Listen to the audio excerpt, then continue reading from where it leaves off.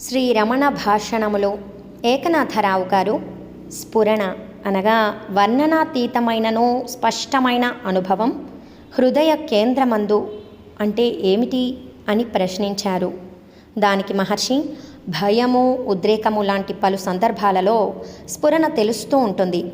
అది ఎప్పుడూ ఎల్లెడలా ఉన్నా ఒక్కొక్క స్థానంలో ప్రత్యేక సందర్భాలలో అది అనుభవంలోకి వస్తుంది. దానిని పూర్వపు కారణాలతో ముడిపెట్టి అది శారీరకం అని భ్రమించడం కూడా ఉంది. నిజానికి అది ఏకము శుద్ధము, అదే ఆత్మ. మనస్సు స్ఫురణలయందు లగ్నమై అది నిరంతరం అప్రయత్నంగా తెలియవస్తూ ఉంటే అదే ఆత్మానుభూతి. స్ఫురణ ఆత్మానుభూతిని ముందుగా సూచిస్తుంది కూడా. అది కేవలము ఏకైకము. కర్త కర్మ దాని నుండే బయలుదేరతాయి.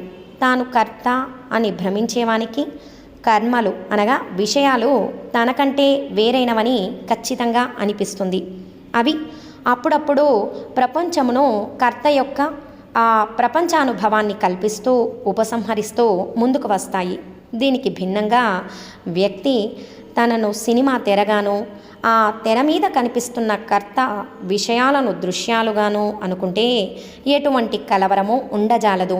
ఇంకా ఆ వ్యక్తి ఆత్మకు ఎటువంటి ఆందోళనము లేకుండా ఆ విషయాలు పుట్టడము మాయమవడములను సాక్షిగా గమనిస్తూ ఉండగలడు అని సమాధానమిచ్చారు. ఓం నమో భగవతే శ్రీరమణాయ.